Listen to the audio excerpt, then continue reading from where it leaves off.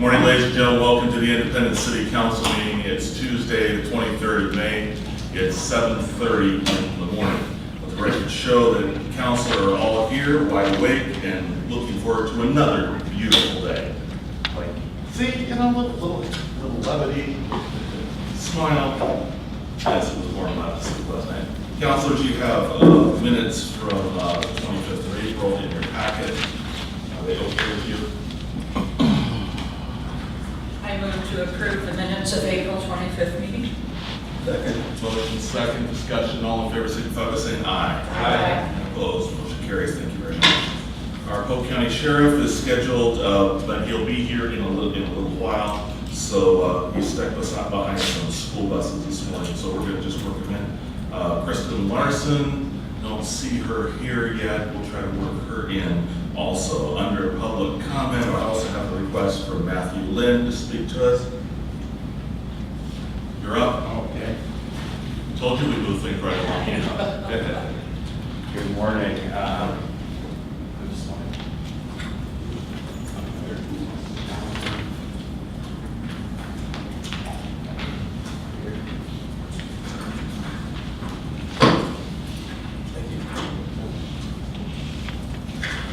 Okay. Dear City Council, I am here today to discuss the future of Mechanico. As you know, my note is coming due this September 20th, at which time the balance of roughly $185,000 is due in full. For several reasons, which I will explain, I have been unable to secure a conventional or private loan for this amount. In both instances, the perceived value of the real estate does not justify a loan of $185,000. Lenders look for properties with high loan-to-value or LTV ratios, and both lenders I worked with highlighted the current property value of roughly $210,000 did not present sufficient equity for them to satisfy their risk assessment. Additionally, the history of the property as an old gas station presents challenges and red flags to any new lender and requires phase 1 and 2 environmental testing, which is very expensive and only exacerbates the economic challenges of a conventional or private lending. In light of these challenges, I humbly ask you to consider this offer, which I share in good faith. On the due date of September 20th, I will make a principal payment of $25,000 and ask for a 2-year extension of our current note and interest rate. I will continue to make payments on this note during the 2-year extension, and I believe that with this large payment and 2 years of additional principal reduction, we will be in a much stronger position to seek conventional or private financing. With the likely trend that property values increase over the 2-year period, coupled with principal reduction, a favorable LTV will be realized, making the property financeable at that time. I know that this is not the first time I've come to the council to ask for your help. The fact is, together we've incubated what I believe has become a unique destination that appeals to locals and tourists and has been an integral part of the recent history of Independence. People enjoy Mechanico and Indipit barbecue and write about it on Facebook. In fact, 2 new 5-star reviews just in the last week alone. Of significant news is the update that Indipit Barbecue, run by Roland Ray Walter, is now leasing Mechanico and has signed a multi-year contract to run the pub and restaurant full-time. I am thrilled to have a talented and passionate barbecue master now at the helm, and Ray is excited to be doing what he loves. The pub business dovetails nicely with Ray's cooking, and after his first season last year running the restaurant, we have reached agreement for Indipit Barbecue to lease the entirety of the Mechanico pub. What began as a seasonal concession stand has now matured into a bona fide restaurant offering high-quality barbecue and local craft beers. In conclusion, I ask for your agreement to extend our note so that we can continue to build sufficient equity to refinance and pay you off, and we will pay $25,000 on or before September 20th, 2017, and continue to make monthly payments. Thank you for your consideration. If you have any questions, I'd be happy to answer them. I'm going to send this over to staff, and I'd like you to meet with our staff, and they'll take a look at this, and they'll be bringing this back for further consideration. Could I ask one question? Please do. So in this agreement, are you anticipating being year-round, open all year-round? Yeah, at this point, you know, and as you know, over the early years, we couldn't quite do it. It was very seasonal. Now with Ray, I mean, this last year, it was a little spotty in the winter. He was ill for a chunk, but essentially he's running it full time. And at this point, it's his baby. I've handed it over. I'm just the landlord, and he's each year our business is growing. So yes, it's a year round. And I have a couple questions too, Matthew. Okay. The loan to value, you said the property value is currently set at $210,000 by the lenders. What is the percentage that they are willing to loan on a business like that? Typically, 75% LTV is about that's the most extreme any lender's going to even look at. And I should note, I think it's relevant that the 210, obviously the value range, there's a range probably, but that number is really based on what they consider an income approach, looking at the lease and what the income from the lease, and then that they extrapolate a value.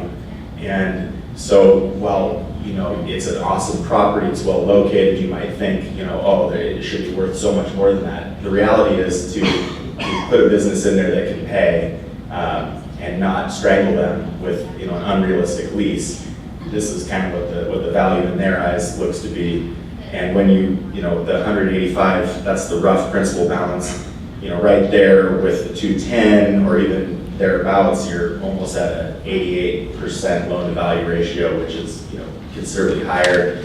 If you do the math using even just taking 25,000 off of 185 plus a couple years of more principal reduction and a couple years of the increased market value, you're working in both directions. And at that point, I run the numbers and it's like a 65% LTV.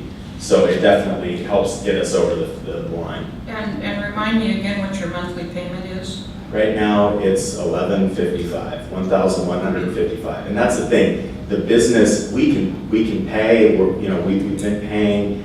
The business generates enough money to pay, and the problem is going. You guys have been so good, and we got this opportunity through the city. But going outside and having to explain the environmental issues and go through all that, it ends up not working in the conventional world. But with this economic development sort of angle, it has worked and will continue to work.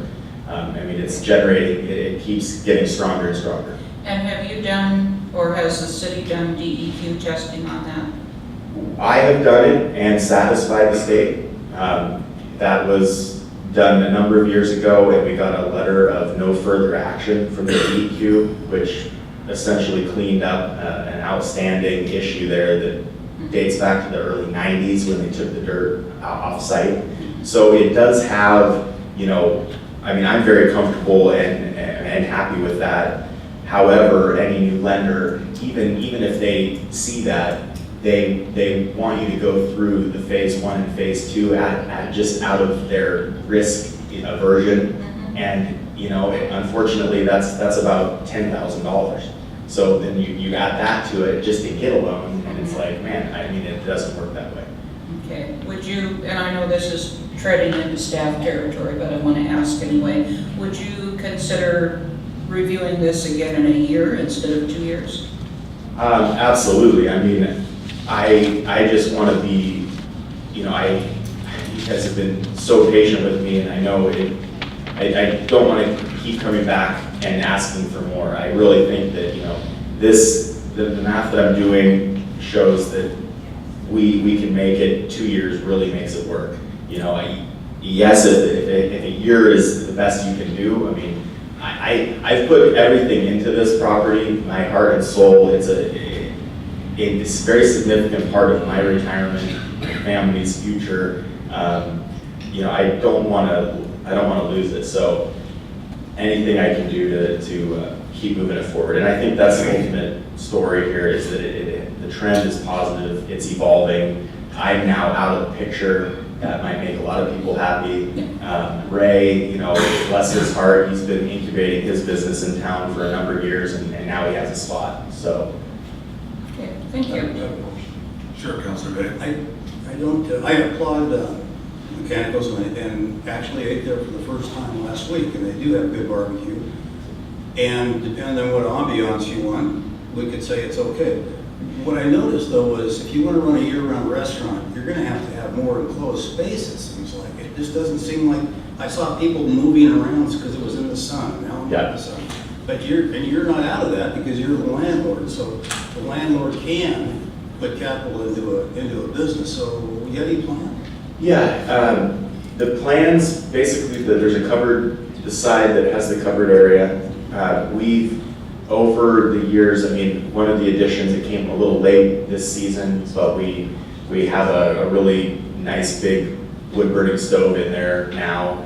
And that's one of the challenges with this property, is that it's not your normal animal. It's an old metal building. It's unique, and so it's like, it's hard to heat it, it's hard to make it comfortable in the winter, but yeah, we want to enhance that covered area.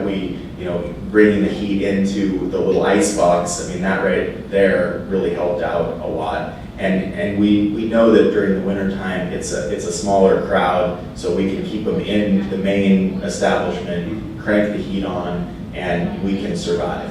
So, but absolutely over time, as the landlord now, not focusing on day-to-day operations and having to deal with that, the idea is to, start looking at capital improvements to enhance the finishes and you look at it and you can see there's still so much potential, so much yet to do, but it's a unique little animal there. I can see where it'd be difficult to invest money into something when you don't know what's going to happen to you a year out or two. Exactly, and the seasonality. It's the town. This town is. It's just a fact of life that it's a very seasonal venue. Certainly, our spot, with the challenges, it's not easy to heat up, and so it's been a challenge. But the trends are excellent, and I think as a testament to that is the fact that now I have a bona fide restaurateur that is running it, and so that to me is a good milestone. Thank you. Okay, thank you for coming in, and I know you'll be looking forward to visiting with staff on this. Yes, Mr. Klein? Yeah, I'd like to get a complete proposal, please. Oh, okay. Okay, other people who wish to, under public comment? All right, let's see anyone moving forward, and we'll just, we're gonna work our guests in when the sheriff gets here. Mayor, I'm Sheriff. Oh, there you are, you snuck in. Well, Sheriff, come forward. Excuse me, I was focusing on our speaker. Good morning and welcome to the Independent City Council. Good morning. I apologize about being a little bit late, but I got behind every bus between here and Dallas. So. I just wanted to pass on some information about kind of what's going on countywide, not necessarily just with my office, but across the county in terms of law enforcement. In September, we started the mobile crisis response team, where it pairs a clinician with a deputy. They ride in a car and they respond to calls while they're going on. And that program that's been around for a long time, we were able to start in September. And comparatively, so from September to December, 15 versus 16, we're up about 85% on just number of calls across the county, not just for the mobile crisis team. So calls are up. In that same time period from January to August of 15 versus 16, it's about 87%. So regardless of mobile crisis team or not, we have a lot of need. This represents calls from Dallas, Monmouth Independence, all the different agencies. The biggest change between January and December, so 15 versus 16, we're up 74% altogether. So just calls versus last year. So it is a significant amount of calls. The thing is with mobile crisis type calls it's very time consuming. It's not something you just go and take care of and leave. Sometimes the deputy's on the same call for, 3, 4, 5 hours, depending on what the circumstances are. So it's a significant investment. So that's going great. It's run off a grant through the state, and it was re-upped for another year starting July 1st. So we're still going. These types of programs are in existence across the state, have been for a long time, and they're all from the same grant funding, and they've all been able to renew and renew. So hopefully we can get in that same track. The other thing I want to talk about is texting 911 is a new service started on Monday that anywhere in Polk County, Polk County and Marion County, you can text or call 911. They prefer you call, but if you can't call, you can text. So texting to 911 is more time consuming than a phone call. So that's why they don't want people just to report regular stuff, but they could call. They just would rather a phone call be made if possible, but this will help out instead of having to do relay services for those that are deaf. We're able to just have a conversation, so which is good. So no bugs that have been reported yet on this system, so it's going good. The other thing I want to talk about is our jail real quick. We're averaging about 130 inmates a day. That's kind of what our average is for the last few months. Would you say that again? About 130. That's right, we're about where we're at. There was earlier in the fall we were up to about 170, and it was just out of chance because there wasn't really one thing that we could determine that was the factor for that. But we're back down to where we should be in terms of our normal history. A couple interesting facts though. Last year we had an average length of stay per inmate of 18 days.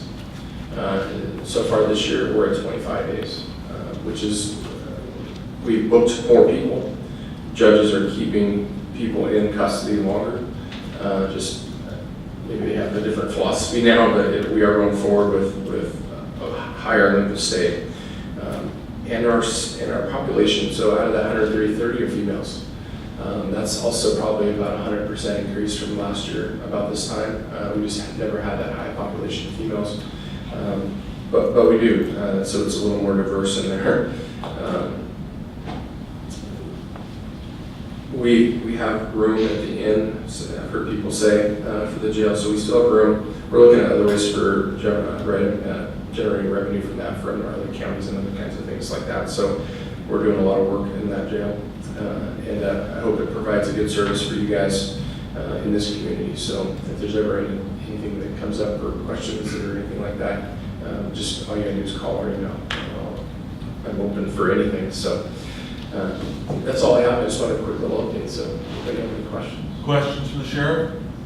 Just a quick one, because you had mentioned on the text 911 the ability to have a conversation, and I had understood that there was an inability to respond, so that's incorrect?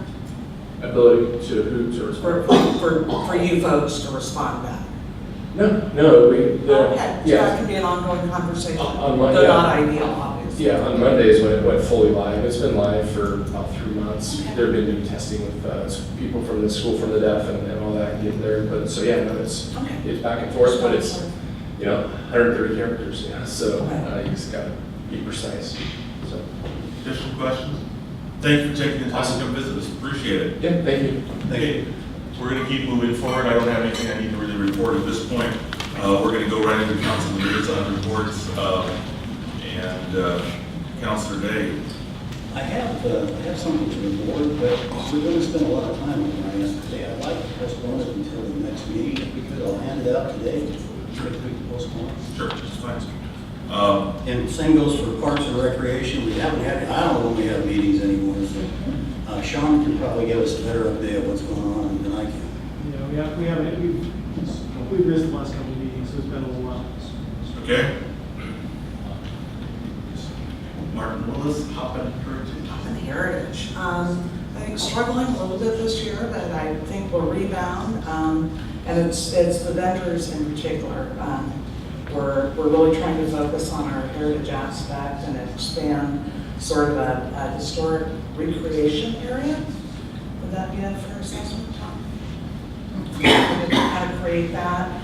get in some more hands-on historic crafters, some demos, areas where children and families can participate with more of the festivals. So the music lineup is coming along nicely, and Vidal and some others have contributed to that, and it's going to be a wonderful event, I'm sure. We'll hope for the weather to be cooperative. Thank you. Storms. There you go. And you want to talk about planning commission? Planning commission, I don't think No. requires a whole lot. You've pretty much seen everything Yeah. that they have seen recently, so I think our knowledge is pretty intimate on all of these subjects. I assume that, but I didn't want to. I appreciate the opportunity. Thank you, thank you. Mr. City Manager, your report.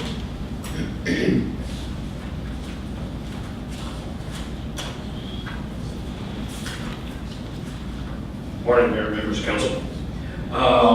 So just a few things, a little shorter than last time. So we had to clean up this weekend, and we were overwhelmed a little bit with our success. I think Councilor Davis, you contacted me on that. We had we don't get a formal report on this, but it was our I believe our largest crowd ever, and it was just a continuous string, and people were hauling in at least a year's worth of materials anymore. So there'll be some after-action consideration of what happened, but we did shut down about a half an hour early because, frankly, with at that point in time, it looked like we were going to have garbage trucks. They eventually did pull back in, but at that point, we'd already decommissioned the event, and so there was no point in starting back up. But it was a great event, and I think people were really happy with it. By and large, it's mostly independent people that staff it up and volunteer for it. So we would like to see a little more participation from our neighboring community on that if we could. But so far, that's not been the case. Three of my neighbors participated, and every one of them was complimentary of the people, the way it was organized, handled. They said, yeah, the lines are long, but you could see why when you looked in front of you and behind you. So really, my congratulations. Yeah, thank you. Well, the sheriff, the police department did the yeoman's work on this along with public works. So, And the devil's advocate in me insists that I ask you, how many staff members do we send to Monmouth on their cleanup day? I don't know if they haven't been up to it. Thank you. I have no idea. So, of course, then the devil's advocate, me responds, how many people do we have that are helping with our SRO at the schools and at the pool and on and on and on. But that's a conversation maybe we ought to have at some point in time, because I think there is a disparity in our kid that we are getting, we put more effort into. So we had a successful high-tech meetup, Fly Indy. Sean put that on together with the help of Nike, or not Nike, but Intel, and who else is with the high-tech Fly Indy? It was us, when we had the Roswell Flight Test Crew, Pathway Machinery, and Honeycomb, which is a new UAV company. So we do have some definite interest in an ag tech education center in that location. Makes a lot of sense. Anyway, we are. Excuse me, what location makes sense? We were at the Oak School, the Oak. Oh, okay. Yeah. Okay, thank you. Old school facility they have out there. So yeah, it's a good location. We are getting a lot of interest downtown. We have a couple new businesses that are coming in, and we were even entertaining some interest in Independent Station at this point. So, no promises there, just to let you know that they're starting to get a level of interest, and we'll be at least visiting with one prospect here shortly on that. We have our new planner in place, and a gentleman named Zach Peltz. He's with AKS. He will be in on Wednesday mornings and Thursday afternoons, just holding regular hours, and then of course working out of his office on any project related things that we have for him anyway. But those regular hours will be posted or are posted, and make themselves available, at least those times, to drop in folks, and then we can connect them with him elsewhere if need be, in Salem or his office. So I think, as you know, let's see, the Minus Budget Committee has met, and I think that is to a good end. So they're in their process. Ours is wrapped up and coming to council here soon, as you know. We've got the plans in from independent subdivisions, so those are being reviewed. That's for phase one of that work. Public works director interviews will be occurring later this month. We had a pretty good response to that. We're pretty pleased with that. We've got a good panel of folks to do that. Interviews, a couple of outside folks that will help us with narrowing that down. We hope to have, probably by the second meeting in June, we hope to have the iPad conversion for you started and underway, the training, and let you get get on board with what we're doing with the GoToMeeting software that we have. And then finally, in the spirit of sharing our expertise and our staff, our finance director has provided some technical assistance and will provide some more technical assistance in person to the city of Jefferson to assist them with their financial management software. They've gone through a change there. Our former city manager, Greg Ellis, is now the interim over there, and he remembers, he remembers us, and so we had a good meeting yesterday, and he asked for a little help, and we were happy to provide it. So that's what I have for today, unless there's questions. Questions from the manager at this point? I had a couple questions on the management team meeting from May 3rd. Somebody named Bob, and I'm not sure who Bob is. The hope is that Judge Butterfield will give final approval for traffic diversion today. That would be Chief Mason. Huh? Chief Mason. Okay, what were they diverting here? What's the traffic diversion? You want to speak to that? Yeah, I can. The traffic diversion program is, it's kind of like, say you get a traffic ticket for a seatbelt or for operating a mobile communication device or something similar to that. It's the ability for the court to go through a diversion program, and it's an online program that they go through, and then they have the ability to reduce fines and things like that. That's fine. I thought we were diverting traffic off 51 to Into the airport, sorry, right now. Simple question. We don't want any more of those combines on 51. What is I testing? That's infiltration. That has to do with the sewer and the runoff. Right, that's the leaf release, that's smoke testing, basically. See when the smoke comes up. What is oh, I know. Oh, that's it for me. Thank you. Okay. If there are no other questions, I think, Mr. Klein, I think you're up for the next item, the amending the Independence Development Code. I think you and our attorney are. Yeah, I'm only up next because everybody else is on vacation, but I have asked the city attorney, Carrie Conley, to be here to respond to questions. You have the proposed form of legislation as well as the staff report that accompanies that. At this point, it should reflect the approach that you took last time with your approvals. So with that, if you have questions, I'll let Carrie field those for you.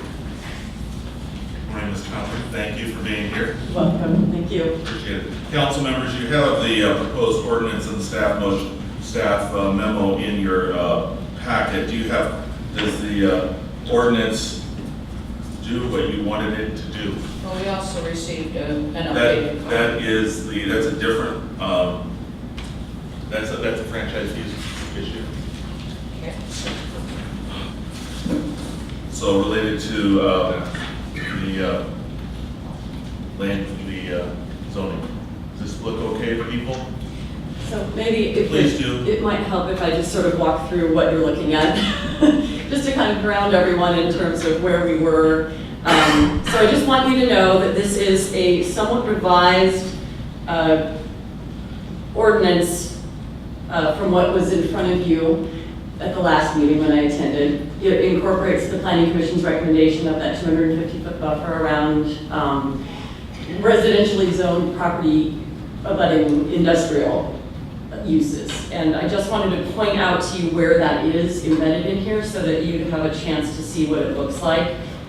If you look on page 19 of your packet, it's page 11 of the amendments. So if you can see, it says section 20 in the middle of the page.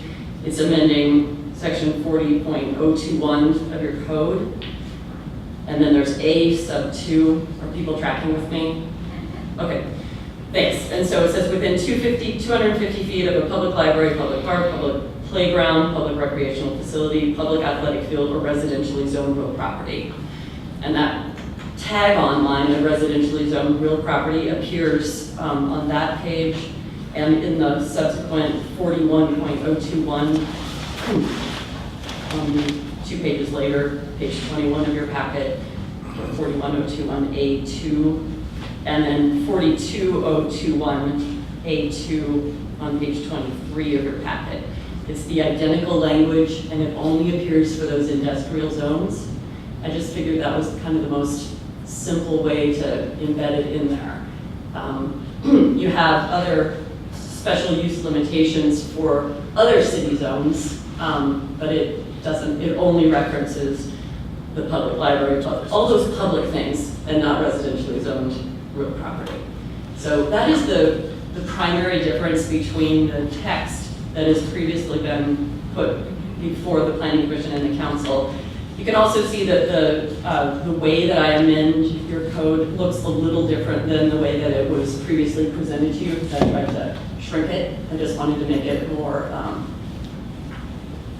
I guess, efficient to just say, we're amending this, rather than setting out the entire code sections.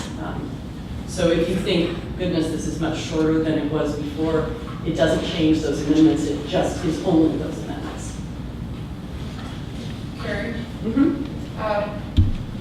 On page 7 of the packet, which is 15 of 65 in our whole packet, under 23-021, A2 cites all the other facilities but not 250 feet on residential property. Is that because that is just dispensary and retailer?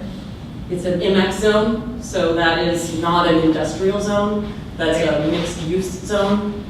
So that's exactly. I think the answer to your question is yes. And to give a longer answer is the residential. The same thing would be true on page 16 of that of the ordinance under A2 53.021, which does mention producers and producers of both recreational and grow sites for medical. And that's not an industrial zone either, but it doesn't mention the 250 foot on residential. Correct, it's ag. 53.021 is agricultural. I was a little concerned about the inconsistencies, but I understand that now. Additional question? This look okay? Are we going to eventually have a map that goes with this that is accurate to the actual setbacks? So the way that I understand it is that a map was distributed to you this morning. It is for illustration purposes only. There isn't a way to accurately reflect on a map precisely where these uses would and would not be permitted, and instead you're going to be governed, city staff will be governed by the text of the code. It's the same for all other uses in your zone. You measure the 1,000 feet or the 250 feet, and it's going to be dependent on a case-by-case basis. So this is so what we're doing here is consistent with how we do other things. Correct. Right, we use this and couple with our official zoning map to interpret the code. Okay. Additional questions? If there are no additional questions, this is an action item. We have on page 8 of the packet, language. I'll start. Please do. I move to read the proposed ordinance, Council Bill number 2017-02 in full as the text is contained in the council packet for the first time. Second. A motion, second discussion. All in favor, signify by saying aye. Aye. And opposed, motion carries. And let me get to the, an ordinance amending the Independence Development Code, subchapters 13, 20, 21, 22, 23, 33, 34, 40, 41, and 53, and adding sections 20.021, 21.021, 22.021, 23.021, 23.22, 022, 33.021, 34.031, 34.3032, 40.021, 41.021, 0.021, and 53.021. I bet Karen was gone purposely so she can read. I'm impressed, that was a good job. Well, thank you. I appreciate that. Did you get that, Michelle? Thank you. Okay, did we Yeah. I lost my picture here. Reading all my numbers. We approved it the first time, so we're ready for the second one. Is that correct? Yes. Somebody would please move that. I move to read the proposed ordinance, Council Bill number 2017-02, for the second time by title only. Motion second by Diana. All discussion, all in favor, signify by saying aye. Aye. Opposed, motion carries. Thank you very much. I get to read this again.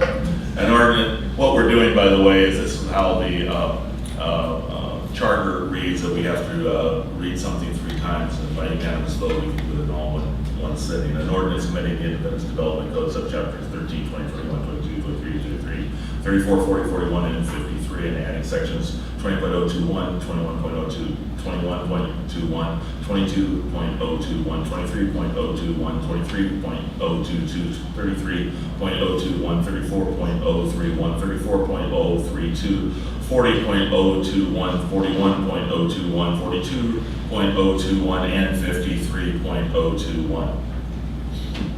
Sold. Thank you. And if somebody would like to make the final motion. I move to adopt the proposed ordinance, Council Bill number 2017-02. Second. I have a motion, second, discussion. I think we're all okay. Everybody all okay? All in favor, signify by saying aye. Aye. And opposed, motion carries. Thank you very much. Okay, we have done that. Okay, I just want to make a comment. I really appreciate council, staff, and the public's work on this. It took a while, but we got there. Ms. Butch, I think you have the next activity for us.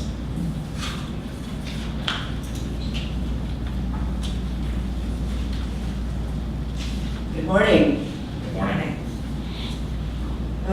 The resolution 17-1450 is a revised resolution, and it replaces the resolution 17-1447 that you passed in February 14th of this year. The amendments are to add that it applies to not only franchises that are current and unexpired that we have franchise agreements for, but also those that we do not have franchise agreements for. So this would apply to other providers that are providing services in the city that do not have a franchise agreement currently with us. The other change, I had put out a revised one in front of you this morning. Basically, it's just a formatting change, but there is one change. It was eliminated, the registration fee was taken completely out. So that was another item that would have been taken out of the original resolution. That item and the linear fee provision were both taken out of the last resolution to be revised in this one. So we've added in the linear foot revision into this one, but we are not doing the registration fee. So. Okay. Questions for finance? I do have a question. Please do, Councilor Day. I don't remember this from the first time we reviewed it, but section 5, page 2 of 2, section 5, where basically the city council gives up their authority to the city administrator. I'm kind of against that. I think the city manager or the city administrator ought to bring the proposals to us and we make the decisions. something like rules regarding the application of ordinances for wireless facilities and providers. That's a big thing. Give that up. I don't believe this reads that the council gives up their rights. I believe you just delegate the authority to administer the code, It says rulemaking authority, right? not administration authority.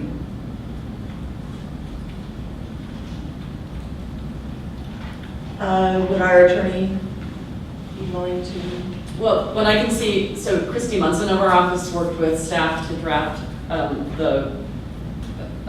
proposed version of it that then was finalized after the packet was put together, which you can see by the distributed resolution. And in the version that was in the packet initially, that section 5 was highlighted, which tends to indicate that that is a policy choice for city and staff to make. It's not a policy choice that our office will make, although we regularly recommend delegating administrative pieces of council functions to staff in order to speed up the process, essentially, so that staff can work on things, get rules in place that will govern these kinds of agreements and these kinds of fees.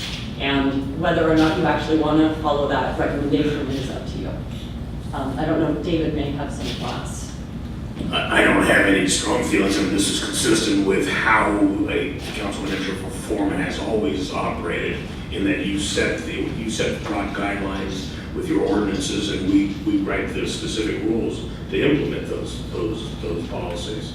So that's normal practice in all levels of government.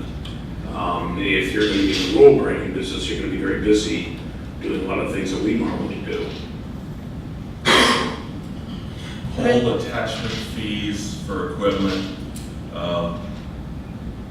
negotiate regarding the franchise agreements expired for the purpose of implementing, this is. Perhaps we could look at this a different way. What is the process if council has an issue with some of the rules that are being made? How does the council proceed to overturn those rules? You just tell us, and we don't like what you did, we don't think it's consistent with the policy and the resolution that we established, and so let's revisit that. And of course, we report to you. So that's exactly how you do that. How do we know what the rules are?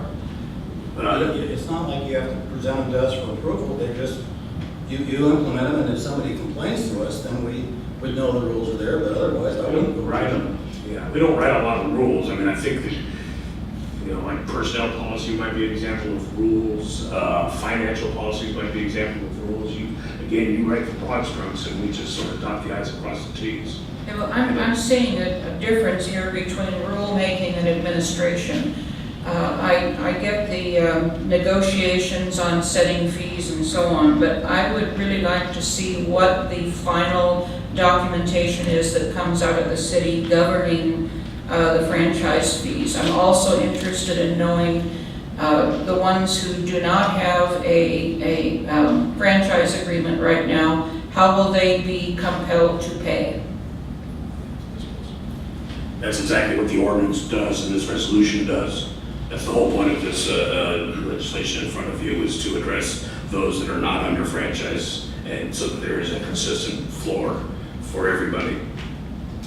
Okay, can we then at least get comfort? I know that, and I must disclose here that I'm an employee of Minet, and I happen to know that Minet is paying the franchise fees, but how do we get confirmation that, for instance, Charter is doing it?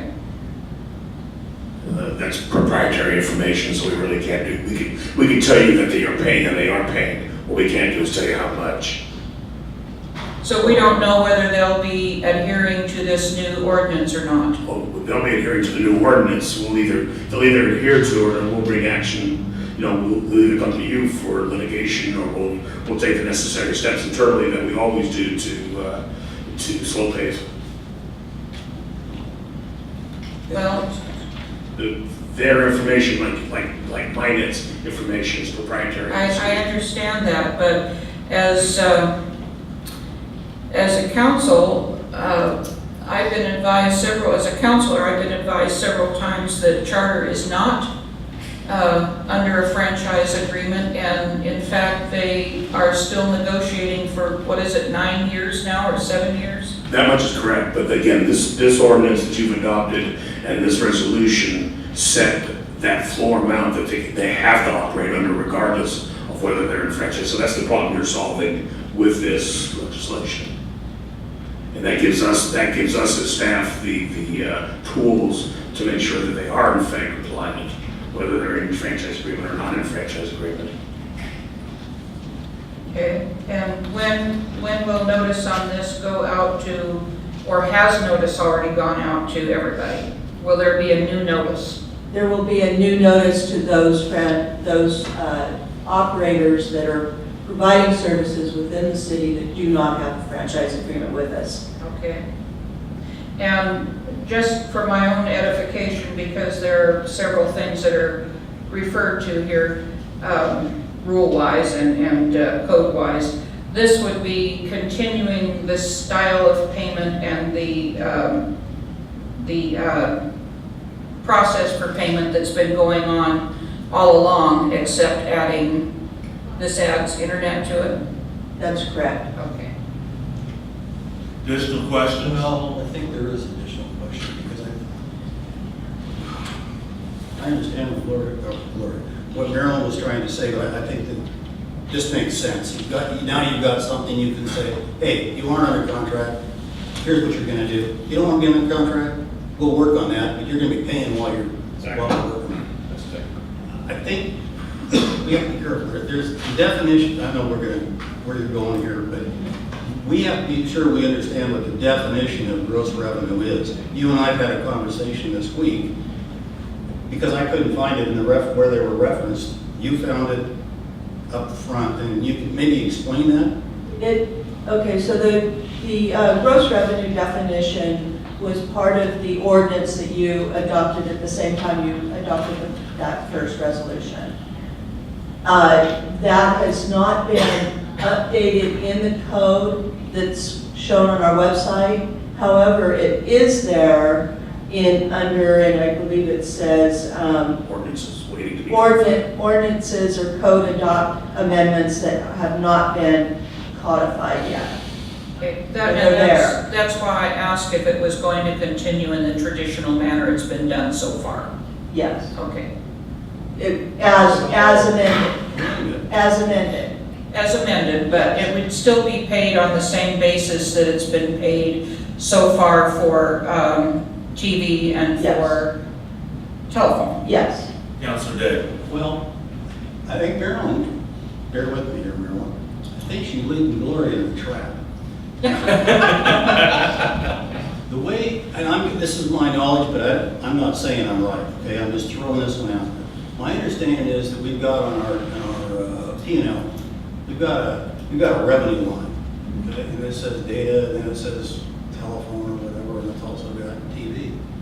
That's a big revenue line. Now down at the bottom, there's this miscellaneous revenue. Right. And that comes from various things like fees to turn something back on or whatever. Right. My understanding is that historically Minet has been paying on that top line, not including the one down below. But So- now, but wait, let me finish, and maybe I'm all wrong. But now I understand it's not just the top line, it's the bottom line, which doesn't amount to a heck of a lot. I mean, probably less than $10,000 a year to the city. So that is different than the way Marilyn's saying was the way we've always done it.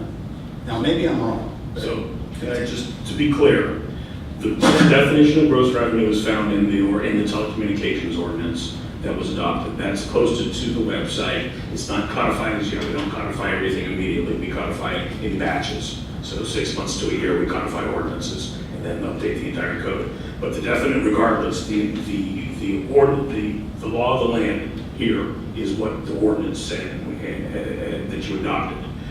When the Minet attorney contacted us about what constitutes gross revenue, we pointed them back to the ordinance and said, you're the attorney, you interpret what gross revenue means. It's in black and white language in front of you. We're not familiar with how you do your books, Minet, so you'll have to make that interpretation. We will either agree or disagree, but you need to come back and tell us what you're going to include in gross revenue based on the definition this city council has adopted. So that's where it lies. We haven't heard back from my attorney beyond that last response. And one of the issues is that Minnet has difficulty, this is, Don's out here, he can address it too, has difficulty separating out turn-on fees or late fees or whatever, the small stuff, and breaking it into what type of fee it goes into. Is it data, is it telecom, whatever, and what city did it come from? So there's some other issues that Minnet has with it, and they've got an accounting system like we all do that makes it difficult. Now, I'm not saying, Don, you can address it. Is it doable, or? So this would be the same challenge that Charter would be looking at us. I think so. And so they figure it out. Right. Yeah. It's really not up to the city to Correct, I say, understand define the mechanics of the software. Understand it. My point was, Maryland asked you, is this the same way we're always going to do it? Well, they didn't do it this way. So Right. now, if you say yes, Okay, I see where you're coming from. then they can say, well, we're doing the way we always did it. Right. So I think that we're throwing it into Minet's court, saying, you guys got to figure out how to do it. And if that's going to take you a while, get back to us, let us know, and we'll work on it. Right. Okay? That's cleared up. Additional questions? If not, this is an action item.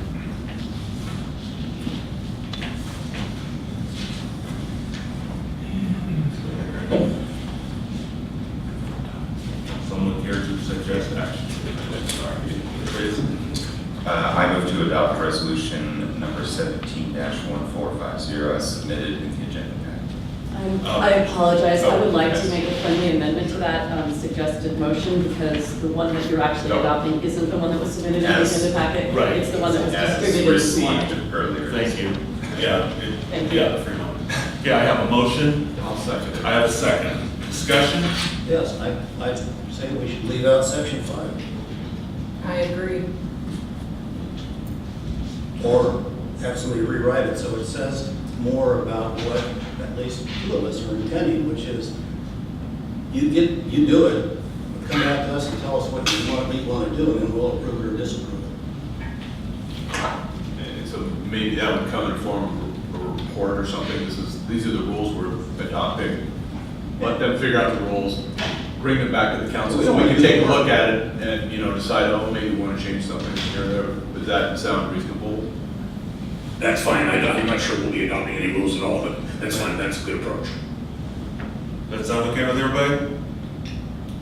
Okay, so. Well, No, I'm trying to make sure I'm clear here, so, does that mean we can leave it in 5 with an understanding that there's going to be a report back to us on rulemaking? There's been no amendment or. Right, that's what I'm trying to be.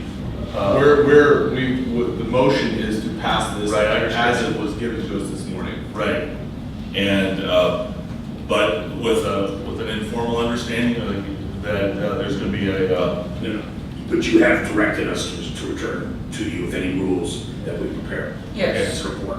all right. and So- also to let us know when the ordinance is, what's going to be codified that you told us about? Okay, so I think Terry wants us to back up a minute. I think you have two separate issues. Okay.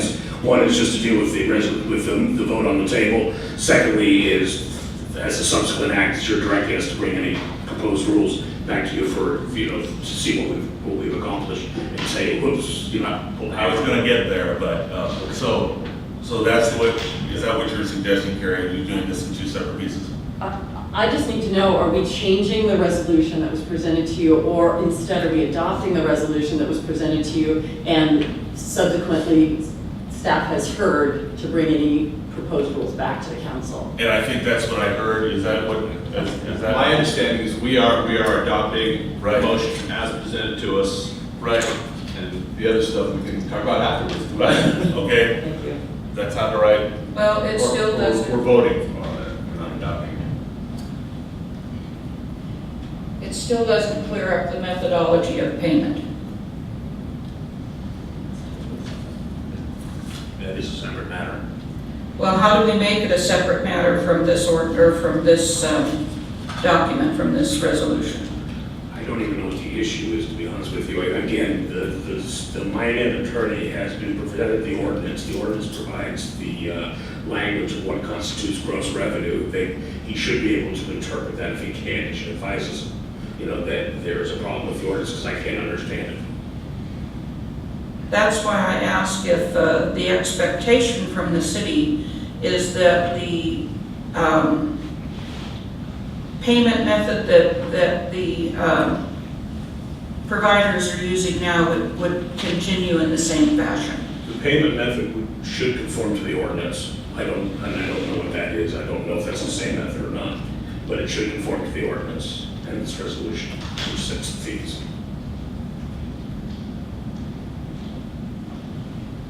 Okay, Now, I can't in good conscience vote for that then. okay. So what we're gonna do is we'll vote on the ordinance, and then, come again? On the resolution. Excuse me, the resolution, my misspeaking, and then we'll come back and affirm that we want some additional. So we have a resolution in front of the motion second. Is there any further discussion? All in favor say aye. Aye. And opposed? No. Okay, motion carries. With the request to staff, as was heard, that you'll bring back, as was discussed. Hey, we will report back to you on rules that we are promulgating on this. Okay, thank you. Does that take care of your thought, Tom? Oh, yes. Thank you. Okay.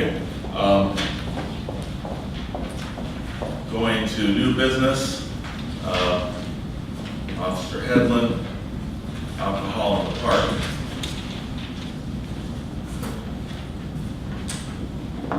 Good morning, Mayor, Councilors. Your packet 11 memo from me regarding the applications that were submitted for the summer series for alcohol in the park. There's two separate applications because of the fact that there's so many dates, and each application can only take a certain number. The only amendment that I'd like to make to what was submitted was that on both applications, there was a missing alcohol service license number. And so on page 2 of 3 for both applications, Alex's service license number is 522630.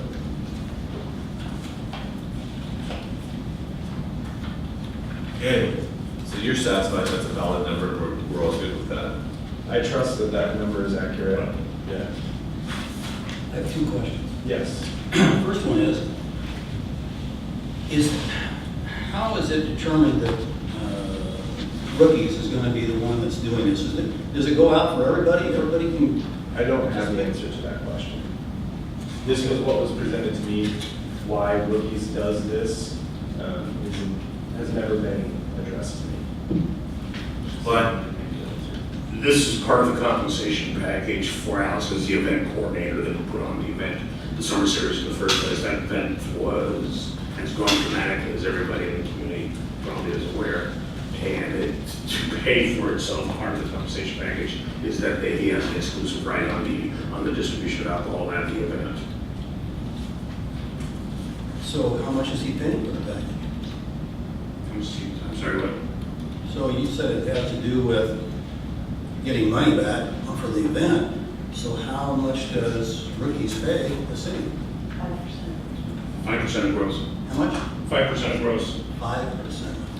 Okay, I'm not gonna ask them.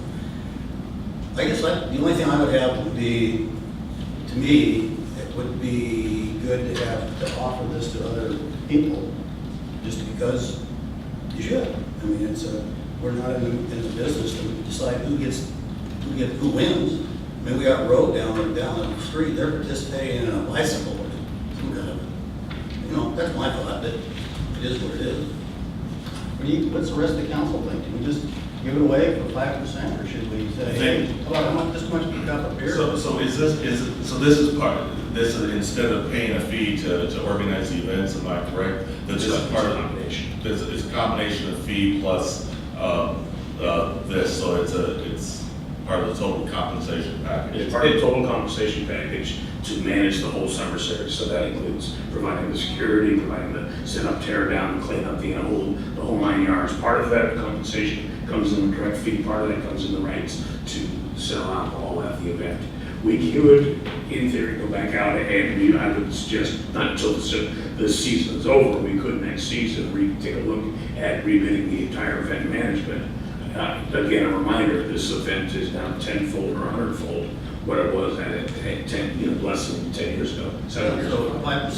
So we're pretty comfortable with what's being done. It is being done, it's a very much a win-win for both the vendor and the community. But it can be rebid, but this would not be the time to do it. And the reason we have, the reason it's rookies is because of Alex, Right. We've been very happy with Alex, what he's done with it, and that's just part of his compensation.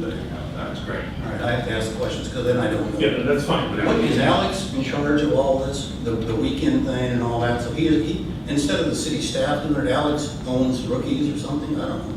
Well, he owns rookies also, he has control of the event Okay. boundaries. So we have this event on numerous weekends, and this guy, we said, hey, you set it up, it's been successful, you set it up, and we're willing to let it go and continue to set it up, because it's easier for us that way. Because it works. Yeah, I can understand that, but I can't understand not trying to maximize the city's amount of money the city gets. When we're charging 7% on MIDA or on data, we ought to try, okay, let's get more. We can do that. I think we would be interrupting a growing event. Frankly, I think this thing is continuing to grow and pick up steam. We are getting better and better, using talent, more and more money coming in the door, more and more sponsorships coming in the door. I think we take a really good chance of disrupting the energy that we've generated on this event. But if we do that, this is becoming one of the premier events in the valley in the summer. How much does the city make on this event? I don't know that the city makes anything. I think the city views this as one of the better services that we provide to our community. The goal is to try and break even, not to make money on this event. I don't know whether we're doing that or not. I haven't done the analysis. Well, and I guess I would also add, just to be clear, that Alex is also the one booking the bands and doing all of the, I all of that understand. too. So it's not just they setting up the beer garden. But yeah, we've always taken the approach that, we want this to essentially be a break-even proposition. The city, we want a great event. We want to be able to achieve that. But ultimately, the city's role is not necessarily to make money, it's to put on a great event that's successful to everybody. And that's really kind of what we've been able to achieve in the last 5 years, and it's continuing to grow. Sean, I understand, but if the city's charter is to not make money, then why are we charging 7% to people for franchise fees? That's to support the city. It's to support the city. We're not making money on that either. Wow. The city does not have a profit at the end of the day. Okay. Anyway, to me, I think it's something I understand where we're going better now, things, I didn't know that Alex is so involved with it. I would, in business, I never sat on something and said, 5%'s good, let's just keep going 5%. I'd negotiate at 10 and then maybe compromise to something else. I don't know, that's just the way I am. It's not the city way, I understand. Well, it's not the priority. We said we're first and foremost about providing services to our community. Providing alcohol. Different from the business community whose first priority ought to be the bottom line. That's not our I priority. understand, but do you think it's important that we provide alcohol to the city? I think it's fundamental to the success of that event. So again, it's part of the chemistry that makes that event work. So I'm going to suggest a follow-up conversation between the two of you afterwards. We have a liquor license, and this is basically what has been done previously in the outline, in the physical layout, is that correct? That is correct. Okay. Are there additional questions regarding the liquor license and authorization here? If not, it is again an action item for the summer series. That's on page 40.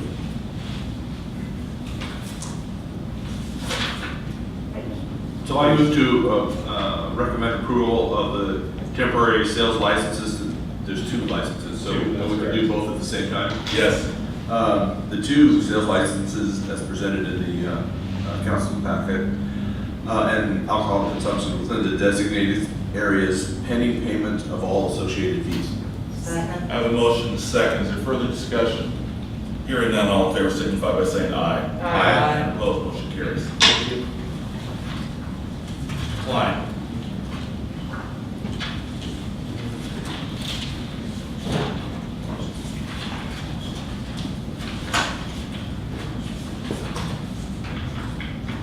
So we've had this discussion probably on a couple of occasions, but I've never asked for actually formal delegation to go forward on this. We've had a spotted history out at the old city hall. I've laid it out here as easy as I could. It is, it is a building that is, it doesn't offer a lot of opportunity. I know I received an email earlier. Councilor Morton, he forwarded me an email, and that's a conversation we've had on several occasions now, whether the Heritage Museum could find a good fit there. They've done that review, frankly, they can, to the cost of renovation and rehabilitation of that building exceeds any reasonable investment in that building for the in return. So what we're suggesting to you is that we have a desperate need for downtown parking. We think that cleaning up this site and demolishing this building will provide us an opportunity to create some much needed parking in that area. It'll give us an opportunity to it could be a future resale of a portion of that property if demand comes for further construction downtown. It could support adjacent development in their parking requirements. A lot of reasons to expand the parking in that location. It's a good location for parking. It may be a great location in the future for commercial use, but for now, we think cleaning up the site, landscaping it, putting in some streetscape improvements so that we start generating a little push on the streetscape out of the core downtown and start pushing it down a little bit, all makes sense. And so with your approval, we'd like to go forward, design and bid this project and come back to you with proposed bids and contract on this project. So that's what we're looking for. Questions? Yes, I do not disagree with the need for parking and the fact that that would improve downtown. Reading through your report, what I do disagree with is the methodology for financing it.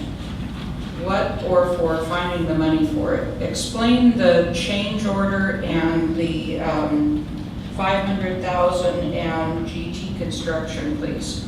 Well, GT Construction is the current contract on the Independence Landing project. This could be and has been approved in concept as to be part of that overall project from IFA, the financing authority that we're dealing with.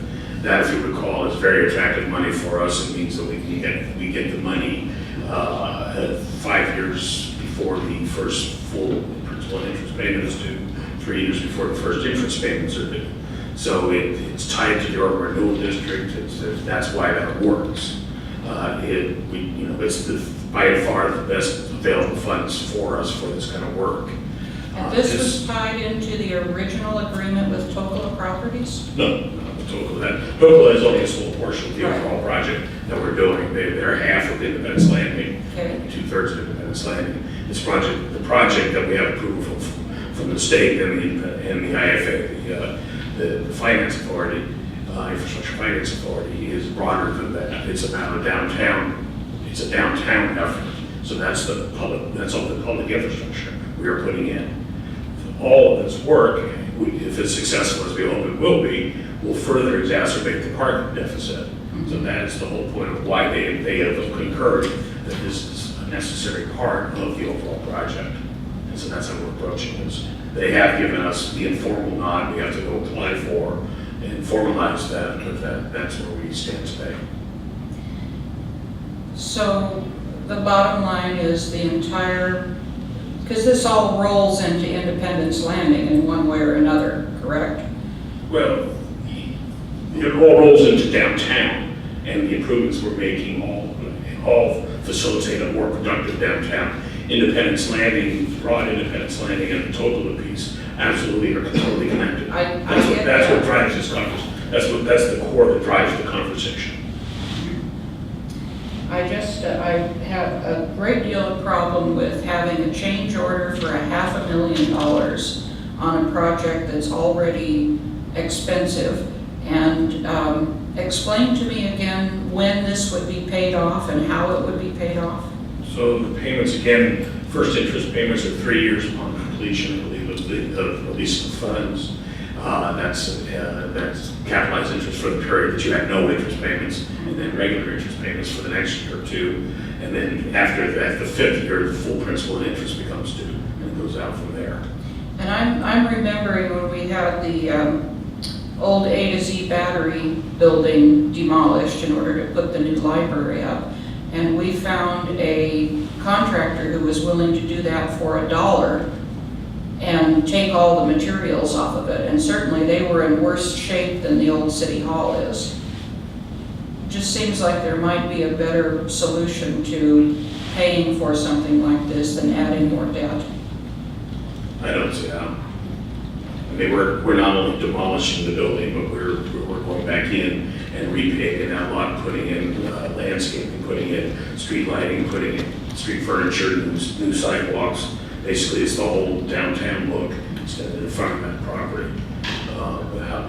Finding somebody to demolish the building and take the mason for the price of the demolition, on top of that, there's lead and asbestos issues involved in this. As there were with the other building.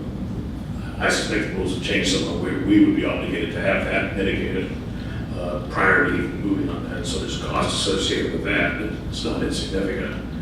So I don't know. I mean, I'm certainly happy to have somebody step forward and say we can do it in that fashion. We're not approving the contract today. We're asking for your authority to go forward and start bidding the work, designing and bidding the work. If somebody, if you know people that would come by and make an offer of that nature, nothing's locked in as of today. It'll be locked in when we let a contract. Additional questions? I was not part of the council at the time with the battery place, but was the reason we were able to have it demolished for $1 was that there was actually some valuable material, I'm assuming old wood structures? It was primarily concrete and some brick or not red brick, but some cinder block type brick. And there was a lot of, Robin, you remember this better. Yeah, I can speak to that. We did pay for demolition of the A to Z site. What we did not pay for demolition of was the machine shop because they wanted the metal, that was at the height of the metal recycling. And I believe that they actually reconstructed that building somewhere else, but that was the one that they came in and said, we'll just take it. Because well, maybe we have more information, but in my mind, I'm thinking the old city hall doesn't have anything that redeemable that we'd be able to talk somebody into, giving us a great deal on demolition. Councilor Day. Yes. I sat through budget meeting and I sat through a strategic plan. I'm not sure I saw it where parking was a must-have on any of those. I think this is kind of like an idea looking for a place to happen. We need to have more parking. So here's where we need it. There's other buildings downtown that should be torn down. There's other parking. We've got 4 lots down below that we could turn into parking, which would be poor use of them. But there's other things. I think I'd rather see staff take parking as an issue and address how to increase the parking rather than just coming up with, let's take this building, since we own the land of the building, let's just do this. I think it's one opportunity. I guess we've tried to sell it for $250,000, I think. How about $5? Sell it for $5. Then we don't have to do anything, and we're not going to debt another $500,000. We can't control what it's going to be. There you go. Yep. That's the big one. Yeah. Is that then you lose, you don't have control, and then all of a sudden you can have a secondhand store in there, you can have a junk dealer, you can have a car parts inventory, you know what I mean? You can have a scuzzy place. Except that the capitalistic system says that you're not gonna get those kind of things For anymore. $5? For $5 you will. No, we They still gotta build. Last, They still gotta last year, build. there wasn't anything to be Well, proud There of. is a building. That's why they have to build a building. There is a Right, they building. wouldn't tear it down, they, you know, a secondhand place, which is what effectively was there last time, they didn't tear down the building, and it just, it became an eyesore. And that's what we all got beat up for, is having an eyesore that, Eyesore's across the street. and we don't have control of that one, do we? No, we don't, that's a private project, and this is one that we have control over, we can decide what we want to do. We're not giving up our rights to do anything. At some point, no matter what happens in there, you've got lead and asbestos, it's gonna have to be cleaned up one way or another. It's either now or later. And at some point, we already have an opportunity to tag on to something that's already going on. So anyway, the capitalistic system doesn't always work. Let me raise a few things. Some of the, when I put this out to people in my area, they came back, about 80% said, this is just another way for the city to go into debt. Now, they don't park there apparently, or they don't have a problem with parking. Somebody does, I guess. But one person said, yeah, that's a really good idea because we need the parking for, I've had people come into town and they decide to leave because they can't find a parking spot. But so if parking is the issue, again, I go back, let's address the parking as an issue and not decide on the solution without addressing all the I potentials. think you were correct when you said this is a one-off opportunity. It is in fact an opportunity.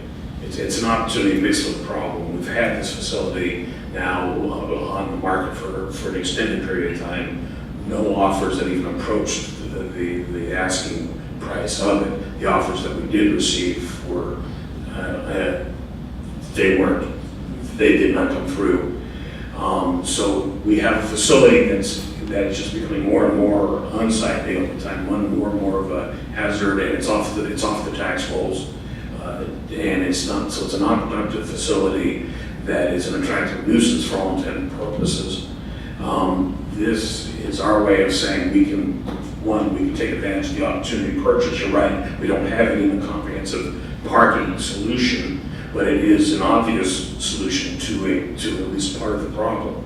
And secondly, the other part of the problem is cleaning up that part of the downtown and creating an opportunity for further like development in that area. I mean, ultimately, part of our mission as a city is to promote the success of the downtown, promote opportunity for success in the downtown, give people a chance to be entrepreneurial down there, but we need to give them the ways to do that. So the parking assists that effort. So it's why we build parks, it's why we build sidewalks, streetscapes, it's why we invest in this property. These are all part of our mission on the economic development side and the quality of life side for our community. It's not bottom line necessarily, but ultimately it will be bottom line. How much is that property worth? Good property. The old city hall? It's worth what people pay for it. So far, they haven't paid anything for it. How much is it assessed for? Well, the last appraisal we had on it was over $400,000. I tend to favor that third option down there. Find a plan proposal which is, I would say, more revenue neutral, available for discussion and review by the council and population, because I think this is going to be hard to sell to the population that it's worth 400 and some odd thousand, and we're going to pay another $500,000 to make it into a parking lot. That just, it's going to grate in the public. Well, when you say the value of $400,000, are we talking about the building, or are we talking about the building and the land underneath it?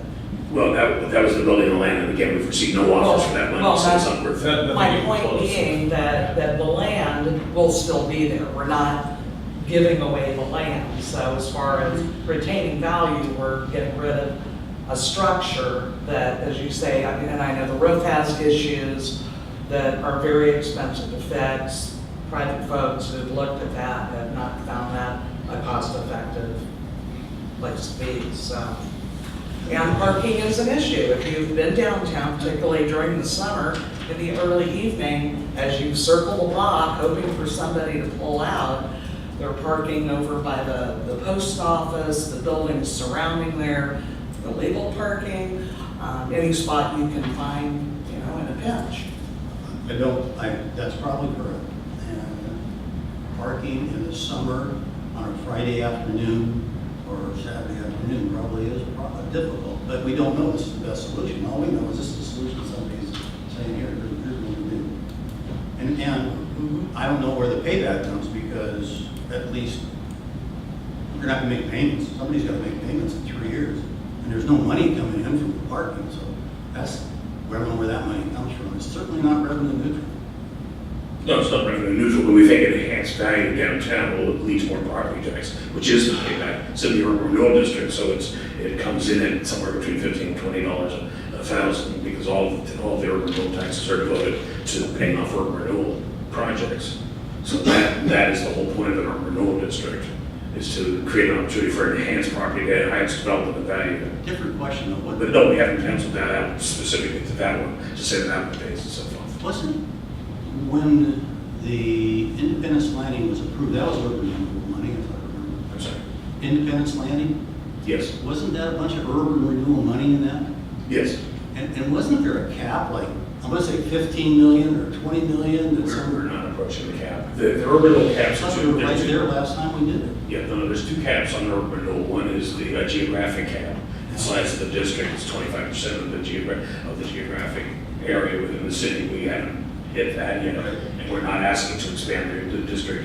And it's also 25% of the assessed value that goes, somebody help me out.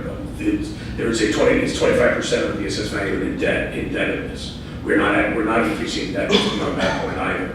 It can't be 25% of the whole value. Yeah, there must be some.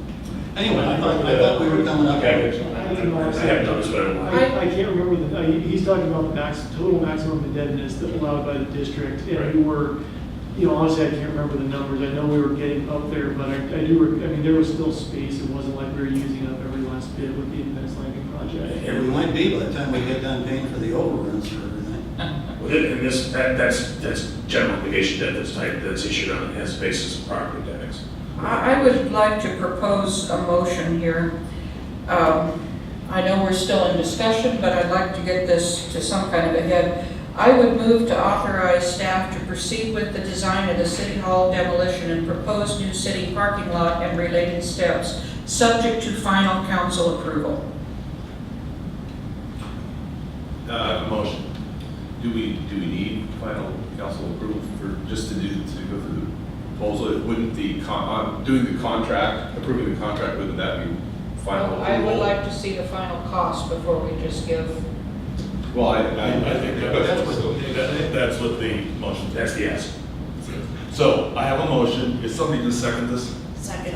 Okay, I have a second. So the discussion, is this substantively, this is the motion that was just made, That's fine. I think that's pretty much consistent. that's consistent with what the motion, that's what I was, To be clear, Councilor, to be clear, what you're asking is that we not proceed the contract until this council's had a review of Right. those bid rates. Right. That's kind of what I was that's thinking now, okay. That's what I read the original staff report. I have a motion and I have a second. May I just ask one more question? Please do. Is there a timeline that we can still put this under this type of financing? I mean, do we have quite a bit of time before we can? Yeah, I mean, really basically until we close out the SPWF loan, we have time, so yeah. Okay, thank you. Additional questions? I think if you're asking for discussion. We're in discussion. I don't think we should do anything until we've got some kind of a plan that addresses parking. It's a big deal. Let's have a plan to address parking. Maybe this is the answer, but I don't know what it is. That's, there you go. Okay. We now have a motion, a second, and we've had discussion. All in favor signify by aye, saying aye. Aye. And opposed? Okay, motion carries. We're going to move promptly forward here, folks. We have an executive session coming up. Are there any council announcements that we need to do at this point? Yes, one short one. Please. I have been helping organize an all groups meeting, which is all the different groups that across the two towns that do different events and organize activities from Western Oregon University through the Independence Downtown Association, the Chamber of Commerce, the library, so on and so on. That meeting is going to be Wednesday at noon at Independence Grill, and I wanted to invite Kathy to come as a representative of the Independence Heritage Festival. And it's a no-host lunch, I'm not buying your lunch. There's an employment conflict there. Yes. Okay, without other things, we're going to move this. The Independent City Council will now meet in executive session for the purpose of reviewing exempt public records. The executive session is held pursuant to OR 192.02F regarding exempt public records. Of the news media designated staff shall be allowed to attend the executive session. Representative of the news media specifically directed not to report any deliberations during the executive session except to state the general subject of the session as previously announced, and no decisions will be made in executive session. This time, the council will adjourn to the conference room downstairs for the duration of the executive session. Once the executive session is adjourned, we'll return to an open session here at the council chambers. Let's move promptly downstairs into the event center, which is where we're going to have this meeting.